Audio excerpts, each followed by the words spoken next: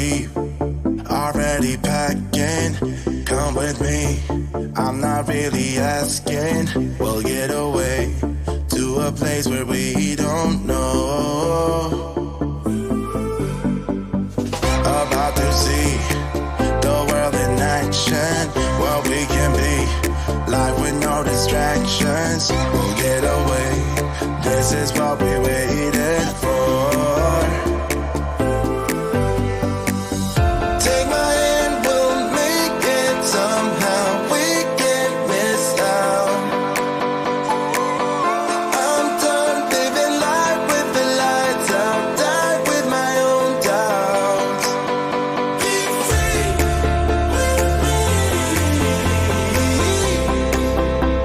Let's go, let's be free with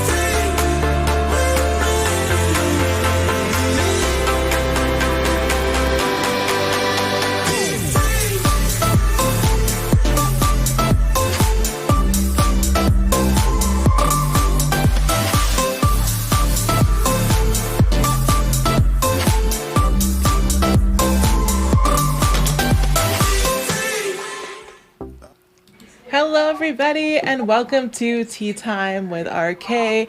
Today, my special guest is Michael Johnson. And Michael Johnson is the founder of Majic for Life. He is a professional ballroom dancer and a peak performance expert. And we're going to learn all about what that actually means today.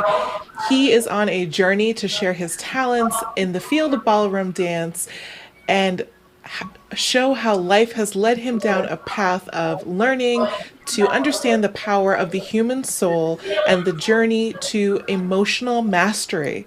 Incredible. He wants to change the lives of millions of people. And Michael has won numerous titles within dance, trained with many other champions along the way, and his success has truly changed his life. So he is on a journey to show his students how they can join this movement of living every minute on this dance of life. That's like a beautiful introduction. Well, thank you. I appreciate it. I love it. I love it. I love it. Well, thank you so much for being here. Well, it's a pleasure. I am excited to be here, and thank you for having me. Wonderful. Well, let's dig in a little bit. You recently, in 2019, wrote a book called Every Minute Emotional Mastery Secrets for the Dance of Life. I'd love to learn a little bit more about what inspired you to write that book and how does it help people? Well, that's it right there. Right there. There we go. Well, after years of training in ballroom dance and training others, went down a whole journey and path. I started dancing when I was 5, and so I've been in the ballroom world for a long time in professional athletics. I ended up dancing professionally on the circuit for about 10 years, and during that time, I really sucked it up. Actually, which is really funny thing to say, but I was winning titles and I was doing really well as an amateur competitor. So did the natural thing. I went on, started dancing as a professional, and the first 3 years were really rough. It was really challenging. And so I started seeking out ways to try to get this right, because I figured if my body could do it before, there couldn't be that much difference with what my body was doing and what I had changed to, because the dancing should have been the same, but it wasn't acting the same and I wasn't getting the same results. And so I started trying to figure out what was going on. And of course, as with many athletes, when they start to not do as well as they used to, you start to think you're broken. You start to think maybe there's something wrong with me. And so I started seeking out just help, but I was like also many people during that time, and I didn't want to tell anybody that I needed help. Like, I was a professional athlete. I had it all under control and I could do it all, right? And so I found myself at a bookstore, looking for some self-help, because I figured maybe I could just do it on my own. Maybe I could just figure it out. And headed down this path to try to figure out what was going on in between my ears. And I and I started to little by little, found some guidance, found some mentors, found I get a little bit interested in these things when I get sucked in. I get a little bit intense on it, and so I started looking for their mentors because I thought, gosh, they couldn't be the first ones to teach this. So I started digging in further and further till I got to the core of some knowledge called NLP, neuro linguistic programming, and started studying from the source of it. And that became sort of the basis upon which I put my brains back together again in the beginning. And then I just fell in love with this idea that I could help people and help them understand that they aren't broken. There's nothing wrong with you. We're operating as intended, but there are some things that we have to navigate along the way. And unfortunately, much like you and I have chatted about in the past, unfortunately, they didn't teach us this in school. They didn't teach us how to feel good. They didn't teach us how to use our emotions. They didn't teach us what is good and what is bad and what is right and what is wrong in terms of how we use our operating system, our own internal operating system.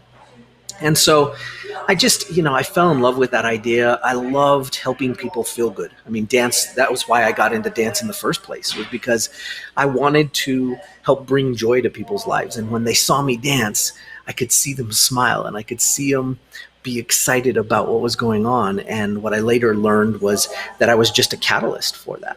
I was just the starting point for them to allow themselves to feel good, but they didn't have the actual processes. And in many cases, people just don't have the tools and the actual skill sets that they need to feel good. And I think that's, you and I had chatted, and that's a lot the same for people with finances. They just don't have the tools, the necessary skill sets to do the things that they should be able to do just fine. And that's kind of what I believe about emotions. And so I dug in and started writing this book about my experience and about what I had learned to help first athletes, dancers, then business people, then salespeople, then all sorts of different people figure out how to utilize this great system, this operating system that we all have access to create the skill sets that we need so we can feel good on purpose.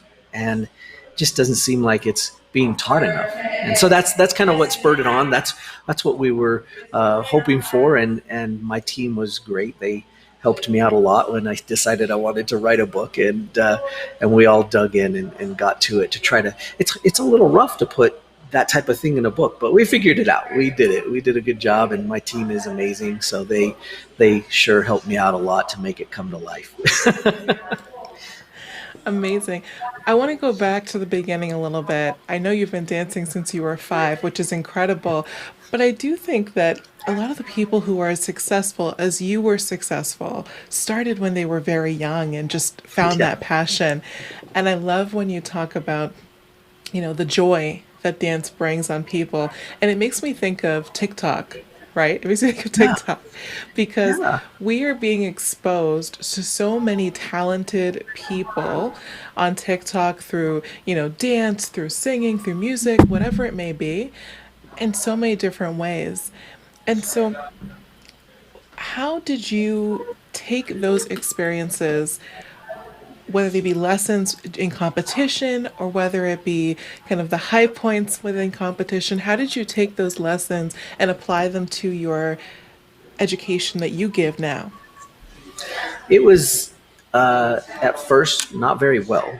I'll have to put it straightforward. But over time, you learn that with dance specifically, one of the things that we have done as a human race from the beginning of time is we've shared our stories with each other through dancing. And in the early days of humankind, we didn't have very good language. And so they would share their stories through dance. And so many dances and many different forms are intended to pass along a story. And what they realized, and I think we all still do realize it, is that words really don't teach. It's the emotion, it's the experience of it, it's what we see, it's the utilization of all of our senses combined that actually teach us and that we gain the most from. In fact, I think there's some interesting stat. I have no idea how they did the research on this, but they say that only 8% of our communication is through language. which means that what's the rest? Well, the rest is inflection. That means tone of voice, how loud I speak, how soft I speak. Then the rest of it is body language, which means that through dance, we passed on to each other from one generation to the next a feeling, an energy, a way of living, and it passed on our stories. It passed on what we should be nervous and worried about. Hey, that jaguar is going to eat us. Okay, there's a dance about that, and that's how it started off. And then little by little, it turned into telling other stories. Ballroom happens to be the story of a man and a woman and their relationship and the process of that relationship from start to finish. And it's an incredible story. And that story is actually in the book, and we talk about it. But the idea behind it really is that these emotions that we pass on through dance were somehow escaping the dancers. They were getting out and getting so caught up into the technical ability of how to place a foot or how to put a hand or how to hold your hand properly or how to hold your poise in a particular way that it got very apparent that people were leaving out the point of dance, which was to pass on that emotional feeling, that expression of what somebody else had lived through, the story of it all. And so I started digging in to try to help a lot of dancers get some authentic performance behind them. And the only way to get authenticity is to actually feel. You have to actually engage with the emotion. And most people just haven't been taught that. If I say to you right now, okay, I want you to do excited, somebody might look at me and say, wait, you said do. And I said, yes, we've been taught that an emotion is an adjective. We've been taught that to say I'm happy is a description of an emotion. But we've kind of lost sight of the fact that happy is a verb. It's something we do. We do happy. We do excited. We do sad and depressed. We do those. They are verbs. It's just like going for a run. You can go for a happy. I know that sounds really weird, but I'm trying to change the language a little bit so that we can understand it better. And as we delved into this and started teaching people this through dance was where we started. And we started this process that would help to bring the emotion out of the dancer through authentic means. There's processes that I created ages ago that I use and we've perfected now to help people understand how to do their emotions, do them on purpose and on demand and from the inside out so that they're real, not just like I'm going to fake happy because everybody can see right through that. And you don't get to fake an emotion because we as humans have learned what that looks like. We know what fake is. We know what authentic is. And the funny thing is our eyes can deceive us when it comes to authentic. Because our eyes might see somebody smiling and you might say, well, they're happy. Except for how many times have we met somebody that's smiling and inside they're falling to pieces? Poor Robin Williams. Like this guy was falling to pieces inside and telling jokes on the outside. Right? And vice versa. How many times has somebody been on the other side sad or depressed, but inside there was so much happiness inside that they just couldn't find a way to get out because they didn't do it the same way. And so through some really cool processes, a lot of trial and error and figuring out ways to utilize things like neurolinguistic programming and life coaching and peak performance training, we pulled those together to create some processes that are tried and true now. I mean, it wasn't that way 20 years ago when we started playing around with it. But now we use them all the time and they're amazing. And you don't have to be a dancer. I started it with dancers, but now we've proven over and over again that we can teach people these skill sets that I believe, for goodness sakes, our children should learn them. Our children should learn how to be happy on purpose because they want to. And for no other reason other than they want to, not because they need some reason to or some condition to happen, right? And that's where I think, to some extent, that's where I think the next evolution we have as a human race is going to be, and being able to control ourselves from the inside out. I think we've always depended on like phones and technology, computers, as the next thing in the evolution. But now it's probably leaning a little bit more towards how are we going to evolve so that we can be better people. And I think this is a huge, huge technological advancement in ourselves as humans. And so that's kind of what we're hoping for is to go that direction. So I wholeheartedly agree with you that we are going to see an evolution with people right now, period. And Yeah, I think a lot of it has to do with the pandemic. People have been able to spend a lot of time with themselves yeah, in a way that they've never had to. yeah. It's been good and maybe eye opening for many. Right, exactly. Exactly. So so interesting. Michael, when we always try to bring this back to money in some capacity, right? And for you in particular, you have three streams of income minimum. You have three different businesses that you have at the same time, and you've somehow woven them all together to be this kind of authentic expression of you. Yeah, yeah. So tell us It's about your other businesses as well and how they help you overall to kind of live the life that you aspire to. that's a cool way to put it. I love it. I love the perspective. The Obviously, I have my dance studio. It's a brick and mortar business, and that I developed a long time ago and built it from scratch, word of mouth, really. Just good old fashioned, hey, do some good service and it'll build. And that's kind of how we built the competitive studio that we have. I call that my playground now. And it's just for fun. I use it and have it running, and it does what it does. And that's great. And as I wanted to continue to grow and move on, I started into obviously our Magic for Life, or personal development company, to help teach people how to learn how to feel good, the skill set of feeling good. And while we did that, one of the things I found out real quick was that I love to work with entrepreneurs. I like working with people. I like people, but I love working with entrepreneurs because I know that they are going to change the world. Right, with one entrepreneur, with their idea and their big dream that they have, can dream to change the world, and they're going to touch the people that are going to connect with them in the best way. And that means that they are likely going to touch hundreds, thousands, millions of people doing their thing. And so what I realized was that I had the ability to make probably the most impact with entrepreneurs when I could work with them. And so my partner and I created a marketing company that we call Marketing Choreography. And obviously, because of the dancing, right? But we realized that a lot of people in marketing are talking about a strategic item. They're talking about a thing. Do this one thing. Do a summit. Do a book. Write a book.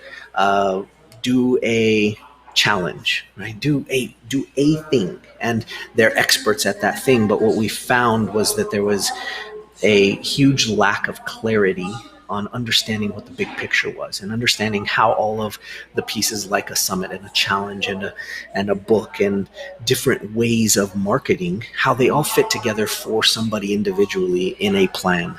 And so we created Marketing Choreography to be able to start to help these entrepreneurs be able to put it all together and understand their big picture so that they could spend the time working on their one thing, knowing full well how it fit into the whole.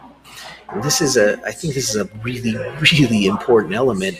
We find so many entrepreneurs with a lack of structure and a lack of clarity on the direction they're going. And all they can do is think about how they're going to make that next paycheck come in, or how they're going to make the rent for the next month, and how they're going to just get it done one time. But we try to help them put the whole picture together so that they can relax and just do the thing that they're good at. Now, what we found was the combination of doing personal development with marketing was great, because on one end you have the marketers, or entrepreneurs, I'm saying, that aren't quite ready yet to think about mindset. They're so in the trenches, just trying to figure out how to get the crunchy things to work. And so we realized, okay, we needed that element to be able to help them. And on the other side, there are the entrepreneurs that have got their money flowing. They've got cash flow. They've got things starting to work, and they're starting to realize that maybe they're not spending all their time doing the things that they love, and maybe they stopped growing themselves in order to grow the business. And it's a rough spot, because a number of times we've worked with our clients that have found a way to make money, but they're not happy and they're not enjoying their life, and they have a lot of life to live, but they're not quite sure what their personal legend is. They're not sure what they're here for anymore, because they know how to make the money, but they just haven't figured out how to make their day good. and that's rough. So the combination of those things allow for a lot. One, it allows me to do marketing, and I love that side of it. I love the ideas and the creative side of it. And my partner fills in the planning side and helping with the clarity. She's amazing. And then the dancing allows me to play and have some fun with something that I spent a lifetime creating. And so the combination of the three has just proven to be a really huge blessing in my life. So, Michael, for everyone watching at this point, I know you're coming off of a big workshop that you did, a big challenge that you did. What's Yeah. coming up next for you? Oh gosh. Well, we are preparing round 2 for the challenge, of course. This is one of our flagship programs for Magic for Life that we've started, and we've had some amazing success with it. The people that joined us for our inaugural trip were absolutely blown away, and the transformations were incredible. We can't wait to share those. We'll be putting them all over our page, of course, because they're excited to share too what they went through and what they learned. So we're getting prepared for our second run, which will come up shortly. We have some really amazing services in Magic for Life to really help people take themselves to that next level. And so for us, we try to put all of our focus into being able to teach skill sets about how the mind works. And that's a big deal. So many people, there's lots of motivation. You can find that all over YouTube. There's lots of rah-rah, and I appreciate it, because we need the rah-rah. We need the motivation sometimes to get moving. But there's maybe more of a lack of actual education on skill sets. Do this step 1, do this step 2, do this every day, and you will find a result. And so we've put that into what we do. And so that's really where our focus is right now, just trying to help as many people as we can go through the Feel Good Challenge. In the next one coming up, we have our waiting list is getting filled up, so we're getting ready to open that up again and let people in. And we'll go another run and allow people in. And then from there, we've got some pretty exciting things on the back end, but I can't tell you till you come and actually join the challenge, because that's the first step. Fantastic. Well, this was very, very enlightening. For everyone watching at home, if you want to learn more about Michael, if you want to find his book, go into the link below. It will take you right to his website. It'll take you to his book, and it will allow you to join the next challenge and get a better understanding of how to master your emotions. So with that, Michael, thank you so much for being here. I'm so Pleasure. happy you're here. Absolutely. Thank you so much for having me. You are incredible. I knew it from the first time I met you. And so for all of you out there, if you haven't taken advantage of Miss RK's services, you got to do it. You got to go do it. You've got to get in and get to work, because it's important. It's important. And she's the one to go to. You're awesome. Thank you so much. For everyone at home, I will see you next time. Bye, everybody. About to leave, already packing. Come with me, I'm not really asking. We'll get away to a place where we don't know. About to see the world in action, what we can be, life with no distractions. We'll get away, this is what we waited for.